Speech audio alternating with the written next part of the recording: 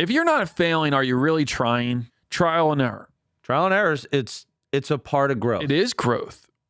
Like you have to either have success to keep moving forward with that concept, idea, however you're running, whatever it is, opportunity. And then you also have to have failure to realize that's something to learn from. Failure happens on the road to success. If you're not failing, are you really trying?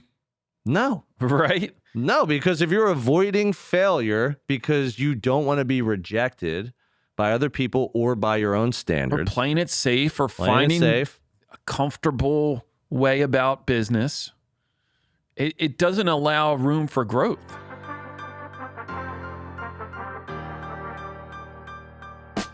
Welcome to the podcast dedicated to real estate, insurance, and building your business. Join us as we take you along our own business building journeys with additional wisdom from our network of local and national experts. Welcome to Bricks and Risk. This episode is brought to you by Property Management Redefined. PMR is not just managing properties, they're creating partnerships that build long-term success for property owners.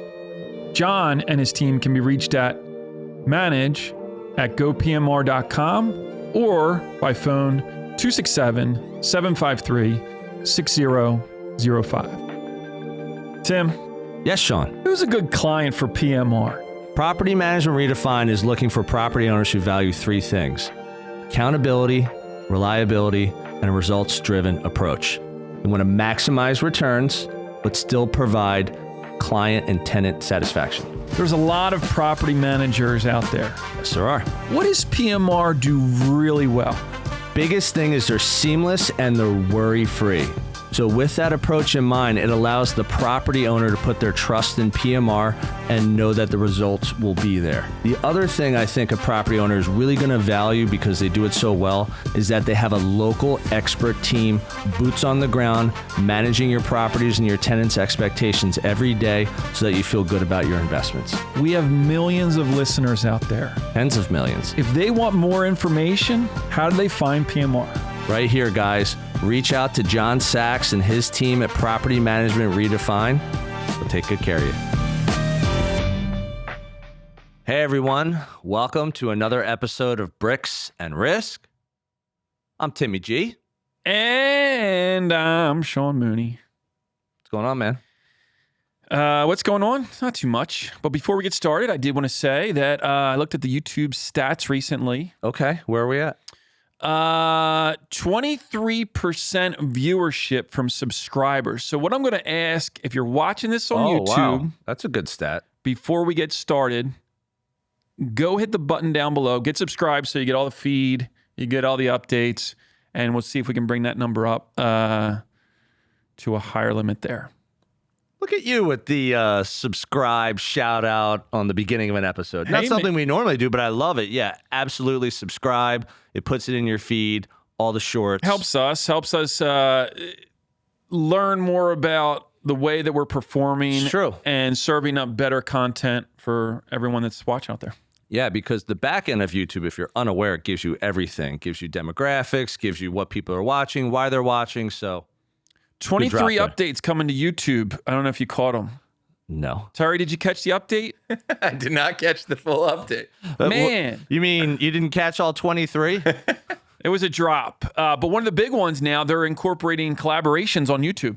No way. Yeah. Like Instagram? Yeah. Oh, that's very smart. I love that. So Young Junk, Yo. Bricks and Risk can collaborate on a video. Let's link arms. Yeah. Good So, stuff. A couple other good ones that they're popping out.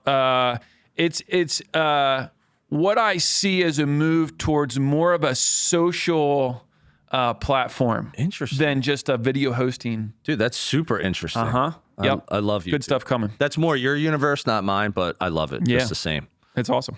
All right, what are we talking about today? Today, we're going to be talking about advice in business. Okay. And like good versus evil? yeah, something like that. But, maybe some trappings along the way in terms of some bad advice that you've received. Yep. Business. maybe steered you into a direction that you were like, whoa, how did I get here? Yeah. Or maybe some good advice that, was fruitful and changed course of your direction of your business and, put you on a different path. Awesome. I'll relate this to real estate to start. So again, in real estate, most people get a lot of advice from social media, YouTube, websites, Gurus. podcasts. 'Cause not every podcast has a visual like we do. So with people getting advice from everywhere, Yeah. it's very easy. You didn't even mention, like, if you're a realtor in an office getting, I mean, it's like not, the in-person advice is just, a completely different animal. Right. But let's talk about most people I feel like are getting advice these days from like either a social media platform Yep. or something like a YouTube, which, as you had just mentioned, is starting to take a social media approach, which I think is very smart. Yep.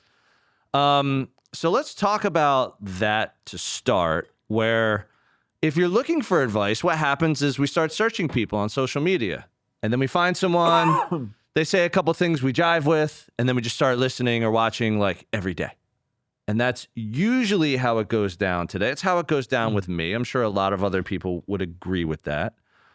And in the real estate space specifically, I feel like it is extremely easy to just get advice that may or may not be a good fit for you. Now, we say good advice and bad advice. I'm not necessarily like judging the advice because everyone is different. Some people will look at the advice that I get and they're like, that's exactly what I need. And some people will also look at the advice that I get and say, I don't need that. So I think the perspective of just getting advice to you that may or may not work for you is super easy to happen these days. And it's very easy to just go down a rabbit hole with bad advice, let's say, something that's not a good fit for you and your business, especially if you're a real estate agent. Well, I think and just start building it that way. I think one of the big issues is that when people give advice, they don't give advice that is based for the purpose of benefiting the person that they're giving advice to. It's true. It more comes from a place of, look at what I done. This is how I did it. This is how you should do it. And I think that's a high amount of advice that takes place and interchanges on a daily basis. And the problem with that is just because it worked for one doesn't mean it's a good fit and it's going to work for another person. Right. Like the best example I can give is just trial and error in business. So you and I have both been through it. We've both been in business now for almost a quarter century, which is crazy. And I think understanding just any kind of advice you get, whether you're reading a book, whether you're looking at social media, whether you're watching a YouTube video, even watching a business show on like CNBC, like Shark Tank or something like that, favorite show on earth. Or like you said, just going into an office environment, or let's say like an event somewhere in the country, you're trying to get some training, you're trying to get some perspective, you want to network with people. It's so easy to just listen and hear and absorb what you get and just say, that's what I should do. And I think, and we'll get to this more like toward the end with some of our tips. And I think it's so easy to say, that's what I should do, because you don't really truly know where you're going yet and why. And you might work your entire career and never have definitive answers on either of those. So I'm not telling anyone that they got to know exactly where they're going and why, but I think that is probably one of the main culprits. It usually comes, as you said, they're putting advice out there for the masses so that the people that want to absorb it or feel like it will be a good fit for their business will absorb it. But then also there's casualties along the way. Well, it's also too is you have the person giving the advice and it's, I took my business from $1 million to 10 million. Yep. And then you're like, well, that's what I want to do. Right. So now I just follow what that person did. That's the playbook. And then I get to 10 million. I get to 10 million. And along the way, it could prove out that, yes, this works for you. This is good. Or this isn't what I wanted at all. Yep. So, you kind of have to take it with a grain of salt in terms of what's the end goal? What are you looking for? Looking at how to improve or what the end goal or result might want to be, and then finding the path that works for you individually. Absolutely. All right. So let's do this. Here's one point I'd like to make. When you're absorbing advice, social media, anything, it doesn't matter. One thing you can ask yourself is this who I am aspiring to be like myself? Or maybe is this not someone I aspire to be like myself? And I think that can be taken in so many different ways. I don't want to go down this rabbit hole for like a half hour, like, personal preferences and stuff like that. But I think that's a really good question to ask yourself up front, because let's say it's someone that's pitching growth.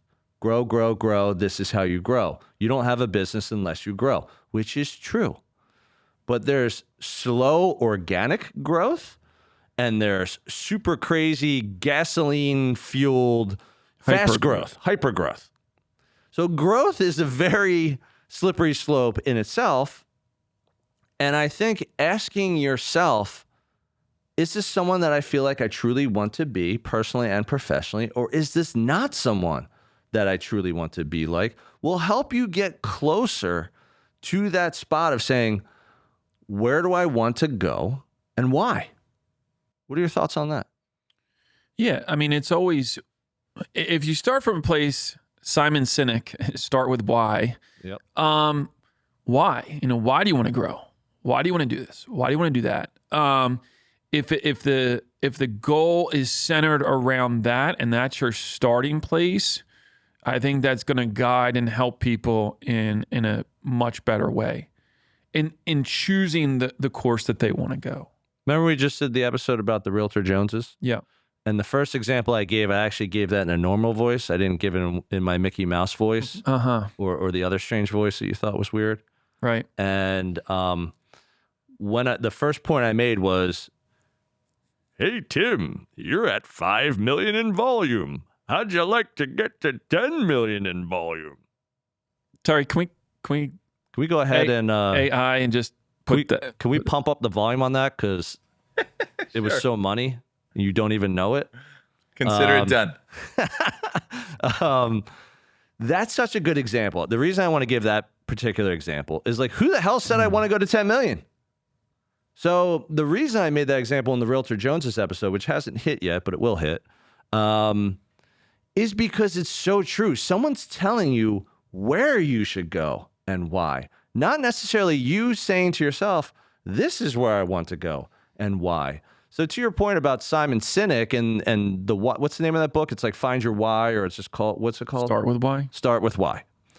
And that's such a great book, even though I haven't read it, just on the philosophy of asking yourself why. So when you can actually take a step back, instead of just doing all day and being like, this is what I'm supposed to do because this is what I want to do or this is what I need to do, it's good to just take a step back, take a minute, take 5 minutes, take 3 hours out of your day and just say, why the hell am I doing this? Like, for one of the best examples I can always give is cold calling, because I hate cold calling. Mm-hmm. It's not my thing. But there are so many people in real estate as well as in insurance that love cold calling, meaning they may not love the act of doing it, but they love the end result of doing it. For me, I do not like the act of doing it, and I don't want the end result of doing it. I just don't want that. I'm a content marketer. So for me, that is something I want to do. And I've been doing this for 15 years now. That is the end result of what I want. It's especially true for people new in business. If you take the example of a realtor, right? You don't know what you want. You don't know what you want. So you're out there, you're just getting started. You latch on to a group or you work with a team of realtors, and, some of the big box shops are then telling you, this is what you should be doing. And this is the actionable steps that you should be taking because this is what you want, right? So they're saying, you do this because you want this. Right. And so over time, you kind of learn, all right, well. Trial and error. Well, I don't want that, right? I want this. And if I want this, then I should be doing these steps, not those steps. Yeah. So early on, you're just kind of finding your way through business in general. And I did it with insurance, so it's the same exact thing. Really, any type of, let's call it like a sales job or sales position, anything sales related, sales marketing, or even outside of sales. I wouldn't even categorize it as something being specific to sales. Yeah, because you could be a manager at a corporation and get amazing things. So it's just finding, eventually coming to the spot where you say, I've done this, I've done that. People have told me that I should be doing this, and this is what the end goal should be. I just went to this conference. They said I'm a moron for not doing this. Which some of them do tell you that. But over time, it's to be revealed. Find your why, and then chart the course on how to get to that. Hey everyone, this is Tim, your favorite Bricks and Risk co-host. But don't tell Sean. I hope you're enjoying this episode, and I'll get right back to it in a moment. Our audience grows through word of mouth, so if you would please take a moment of your time and give us a review on the platform you're on, that would be fantastic. Please also help spread the B&R word by sharing your favorite episode with a friend. We greatly appreciate your time and trust. Now, back to the show.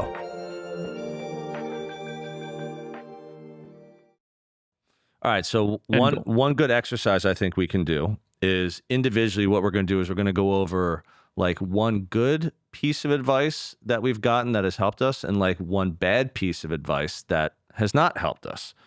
And for the sake of, not crapping on anyone, I'm just going to give more general examples. So for me, I think one of the best pieces of advice or like total pieces of advice, like something in totality that I have done well with in the last couple of years are really social media advice. And the social media advice not only helped me when I was, one of the co-founders at Copper Hill and scaling that company and managing that company, but then also now that I've pivoted in the last year and a half to the Tim Garrity team, it's really helped me with where I am today, where I want my business to go, and why. And so you're saying you're online, you're on social media, doing your scroll, looking at different real estate personalities that are giving tips? It's mostly podcasts. Okay. But again, the real estate personalities lead to the podcast. Right. You find someone on social media, you find out they have a podcast, or you see a clip on social media from another podcast. You're like, I'm going to go check that out. So it's more like the discovery of podcasts through social media, I'd say, is where I get most of my tips. I won't ask you for a bad one, but can you offer two that you may get dialed into that have helped? In terms of podcasts? Yeah, or something. I'd say a good one recently that I started consuming is from BAM. It's called The Walkthrough. What's up, Eric Simon? And The Walkthrough is very, very dialed into social media. Mm-hmm. And the reason I want to give this particular example about social media advice is I don't use social media to necessarily get cold leads. I don't necessarily put social media out there thinking that someone's going to DM me or follow me and say, hey, can you help me sell my house? Can you help me buy a house? Can you help me invest in a house, rent a house, whatever? That's not why I do it. I do social media myself to actually like accentuate, to like make my brand perceived or received in a different way that someone wouldn't get from either shaking my hand in public or, listening to the podcast or doing business together or getting an email or getting a written note. Like these are all different things I do for my network. So the people in my network, in my, let's call it my sphere of influence, if you want to be specific, will watch my social media and just get to know me better or see what I'm doing. Like, where am I selling? Where am I renting? Why am I doing that? Where's my knowledge base? Like, how did I do on that listing? So getting that social media advice, not only at Copper Hill, but also now as the Tim Garrity team, has really helped me with figuring out how do I want to scale my business? Like, and why do I want to do that? And that's my good example. What's a good example for you? Actually, you know what? Why am I going good first? We might as well go half empty. And what's your bad advice? I mean, that would just make a lot more sense. Make a ton of sense, at least for me. The pessimist in me, Philadelphian. right. So I think if we go back in time, some of the worst advice I got was initially in thinking about starting my agency. Starting Mooney Insurance Brokers. Right. And so... Starting an agency itself or just starting an agency the way you did? Both. Okay. So I think on the one hand, when I was thinking about doing it, because I've always had this like seed of a thought to start my own, right? And so in the beginning, trying to talk to as many people as possible. And it was very typical that you would get the response of, you don't want to do that. Right. Like people almost like discouraging you. Yeah. Don't do that. Why would you do that? No, yeah. That's the resounding comments or feedback or advice that I got initially was just that. It was, don't do that. You'll hate it. The chances of, it's funny, when I left my old position, my last position your corporate W-2 job. Yeah. I was given a letter.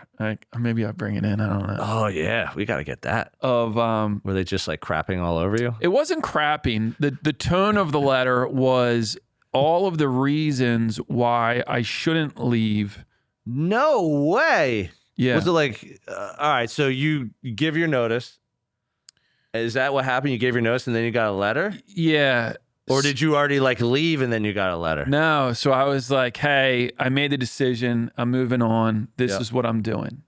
And then it was like, what? Yeah. And then it was mind's blown. A letter stating why I shouldn't leave. Get out of here. And all of the reasons kind of centered around, you're not going to make it. You're not. Damn. Yeah. Oh, you must have loved that. Yeah. You're like just throwing friggin' wood into the fire, into the furnace. You're like, let's go. Yeah. I mean, it was like, and I'm sitting there thinking like, you really like. Yeah. Like trying to chop you down. It wasn't even, the tone wasn't chopping down. The tone was more like, you don't want to do this because you're not going to be able. It wasn't like, you stink, you're not going to succeed. It's not like saying like you're not capable. Right. They were saying this is a bad idea, Sean. Right. Get that idea out of your head. Yeah, like the industry, like where are you going to get new business? How are you going to staff? How are you going to do this? Man. How are you going to do that? Oh, I freaking love this story. Yeah. And so I still have it. It's probably in a frame in your office. Above my bed. It's got like gold-plated like framing around it. So that was part of the advice, let's call it bad, as to, why I shouldn't do this and why I shouldn't go out on my own and start an agency. And so that was the one voice, let's call it. Mm-hmm. And then the other voice being, you don't want to start an independent agency. Independent is like, that's like suicide. Like, don't do that. Yeah. You're not coming back. Yeah. You're not coming back from war if you do that. Yeah. So I guess once I made the decision, like, oh, I am doing it. Right. Okay, well, you're going to do it. Like, don't be an independent agent. Right. So the first layer was don't do it at all. Yeah. Like captive, independent, whatever. Yeah. Don't do it. Yep. The second layer was, no, don't do it independently because these are the reasons why you're going to fail doing it independently. Yeah. Oh, I freaking love this story. Yeah. How have I never really heard this? That's why I have a podcast, folks. It all comes out. That letter, I don't think I ever talked about it, but I guess just in conversation now that we bring it up, like was like, oh yeah, it's great. That bad advice. All right, well, give me the good. I'll let you go to your good now. So I think mine's kind of for good advice. I was always told early on, you kind of are who you hang around. You become the person who you spend the most time around, or who you're in the room with. That kind like of thing. either like your environment or like your coworkers or your mentor or whoever. Yep. You know, it could be your siblings, your whatever. Yep. So I was told early on by some pretty smart people that, when you take advice or you're talking to people, try to be around the people that are already 2 steps ahead of you. Yep. Concentrate on being around those people and talking to those people and gaining insights from those people that have already done it, that kind of took the path that you want to go Yep. and have been successful doing it. Yeah. And so that's one piece of advice that Really good advice. that I leaned on heavily and used throughout building the agency, that I had to focus on, that has really been helpful for me to try to get from one level to the next and ladder up with the agency. We just had an episode that released with Corey Jacobson from Wealth Juice. What's up, man? Corey. And he made a really good example. And he said with his mentoring coaching business, they're not looking for the person who wants advice on how to build a 250 unit portfolio, because that's not where they are. They want the person who's like just getting started or like has 2 units, wants to get to 5. They really get me the first deal. Yeah. Get me the first deal and then help me. Yeah. Because they're at 80. Right. So they're like, all right, anywhere between 0 and 80, I've already done in different ways. And I'm sure they'd be like, yeah, maybe I wouldn't do 80 the way I did it, or maybe I wouldn't do it as fast, or maybe I wouldn't do it as diverse my portfolio. Yeah. But that's not the point. Right. The point is going to someone that is like just a few steps ahead of you, but is also in the direction that you want to go. Yeah. Is fantastic advice. Yeah. I'll go with my bad advice. Let's go bad. I'll go glass half empty. It's like, I'm drinking my beer. I drank half of it. And I'm just like, someone's like, you need a beer? And I got half left. I'm like, of course I need a beer. I only got half a beer left.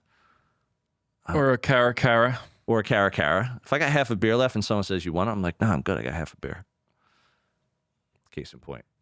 So my bad advice came from a book. I'm not going to name the book. Right. But it was really in understanding kind of like the structure of a brokerage and or a team. So this is how you build it. Like, what happens in residential real estate if you're a solo agent, let's say, if you haven't gotten to this point, even if you have gotten to this point, if you're good at what you do, whether that's cold lead, warm lead generation, doesn't matter. You get to a scale of volume, even if you have like a transaction coordinator or a marketing manager, you just can't there's not enough hours in the day to service all the people who want you to help them with real estate. This is where the team model came in. It's also where the brokerage model came in decades and decades ago. It was all probably like individual people slinging deals. And then eventually they're just like, why don't we just start a company where we can all sit in a room together and we can sling deals together. So then they did that for decades and decades. And then the team model was spawned off of the brokerage model. Right. So the book was basically saying, this is what you should do if you want to scale your brokerage or team business. I'm not going to ask you for the title of the book. Yep. Was it recommended to you by someone? It was. Was it an agent? It was. Like an experienced, successful agent? Yeah, someone I knew said, did you ever read this? I said no, and they're like, it's a great book. Okay. Cool. So I read it. At the time, what was your take on it? At the time, I thought that was the way to do it. Yeah. Like, I really read this book, and I'm like, this person's successful. This is making a lot of sense to me. At that point, I had already been like building out the brokerage. Yeah. So when we started Copper Hill, we were solo agents just going out trying to get market share on the street, get our signs on the street, meet another agent, bring them in, that kind of thing. And then eventually you get to a point where even that gets too busy and you're like, okay, how do we like scale this thing properly? So that's when I read this book. And at the time, I thought it was great advice. And then as I got toward the end of pivoting from Copper Hill, looking back on it now, it was terrible advice, but for me. It's not to say it won't work for someone else. Sure. But the advice to me was like, I don't want this huge brokerage. I don't want that. That's where I got to at the end of that. And I just said, I don't want any part of that. Now, again, maybe my mind changes in 5 to 10 years. I doubt it. Because for me, I had just gotten to a point where I was like, I've kind of done that. Like, we did a crazy amount of volume. Like, we brought in, by most people's standards, a lot of agents. You know, the culture was great. The brand was fantastic. So, like, we built something. Yeah. And it was great. But I think really at the end of it, I think the visions were kind of changing a little bit, which is really ultimately why, you know, people went separate ways. But for me, being where I am right now, I just look back on that book and I'm like, man, like, there are no regrets in my life at all. But I look at that as like, that was a terrible thing for me to read and buy into, because that's ultimately not the direction I wanted to go. It didn't fit your persona. Yeah, it's not where I wanted to go and why. It's the best way I can put it. Where do you want to go and why? Two very simple questions that are extremely difficult to answer. Like I said, you could live your whole life and not have an answer. Where you want to go and why. That brings us into Trace. Our top three. Let's Our hit Timmy it. G top three. All right. So the first piece of advice I'd like to share with the listeners and watchers is your career is measured in decades, not years. And this is really what I think hits home, as you said, the where do you want to go and why. I think everyone is just trying to get ahead, like every day, every week, every month, every year. If I'm not doing better tomorrow than I did today, or if I'm not doing better next year than I did the year before, I'm a failure. Right. And that's not true, because I've had 2.5 decades of my business career right now. I started out in the mortgage industry for almost a decade. That taught me a ton. And it helped me realize I didn't want to do mortgages anymore. So that was a good run. I got corporate America experience. I made a good living. I was passionate about my work. And then let's call it my second decade was really in becoming a solo agent and running a brokerage. And I did all that. And that taught me a ton. Yep. And now that I'm 5 years, let's call it into my third decade, I don't run the brokerage anymore. I run a very, very small team. I'm a full-time practicing agent. And that's taking me in it. Think about the podcast. The podcast, I feel like, was almost spawned from where I was in that decade to say, like, no, this is a great idea. Like, let's go share what we know. So that's really, you know, why I say measured in decades, not years. Well, so much can change. You're not the person, you know, Terry just said earlier, I've been doing video for 25 years or something to that effect. Yeah. And where you are 20 years ago is not where you're going to be. It's true. 20 years from there. So, like you said, you know, things will probably change. You probably not go back to the brokerage side of things, if I had to guess. Probably not. But who knows? Maybe there's an opportunity that comes about that really catches your interest. It's possible. But I think looking at it from year to year, you know, if next year is down, you can't look at that as a failure. Right. You have to learn from those instances, and nothing wrong with being critical of yourself and trying to figure out why is this year not as good as last or whatever it may be. But in looking at things in totality more than the micro. Well, that brings us to number 2. Why don't you read that one? I feel like it was a total segue. Trial and error. Trial and errors, it's a part of growth. It is growth. Like, you have to either have success to keep moving forward with that concept, idea, however you're running, whatever it is, opportunity. And then you also have to have failure to realize that's something to learn from. If you're not failing, are you really trying? No. Right? No, because if you're avoiding failure because you don't want to be rejected by other people or by your own Or standards, playing it safe or playing it finding safe, a comfortable way about business, it doesn't allow room for growth. And if you're not growing, you're dying. and it's almost like I wouldn't even just say this is just professional. This is personal too. This is personally, people do different things. Like, people are single and then people get married and people have children and people retire. Like, trial and error is also good for your personal life because we all make mistakes. We make mistakes all the time in our regular lives. And then you're like, oh man, that was kind of a bonehead move. Why did I do that? Does your wife say that you make mistakes? Yes. Does yours? No. Good job, Katie. Keep propping this guy up. Yeah. What time is it? And I can give you 7 in the last hour. All right, so this brings us to number 3 tip, and it's a quote. I'm a big stoic guy. I'm into stoicism. And I actually got this. What's a stoic? A stoic are all like these old school like philosophers from like ancient times, like Greek, and there's different, I don't have the definition, but they're old school like people giving advice. And here was the quote. I saw the movie 300. I know all about that. You know everything about it. Here's the quote, the stoic quote. Hit me. Never forget that it takes very little to live a fulfilled and happy life. And that came from Marcus Aurelius. So the reason I wanted to share that quote is I think that hits home on the where and why.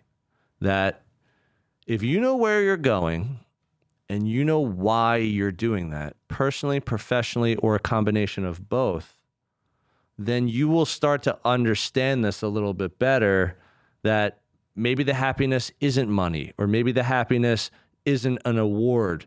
Like maybe the happiness is just spending more time with your friends or family or whoever. So the reason I wanted to share that is I felt like it kind of like put into Timmy G perspective, which you're probably like, okay, yeah, enough with the corny stuff. I should have been more prepared and bought my Chinese proverbs. You should have. Next episode. This quote really doesn't even say much. There's not even much to it. Like it's, but I think that's the point. It's the point. It's simplicity. Right. Is like, if you know where you're going and you choose that road and you stick to that road, then fulfillment can come because this is what you chose. Exactly. It's almost like back to our like commitment episode. When commitment and consistency, we're talking about that, so it kind of hits home. But all right, why don't you go ahead and shut this one down?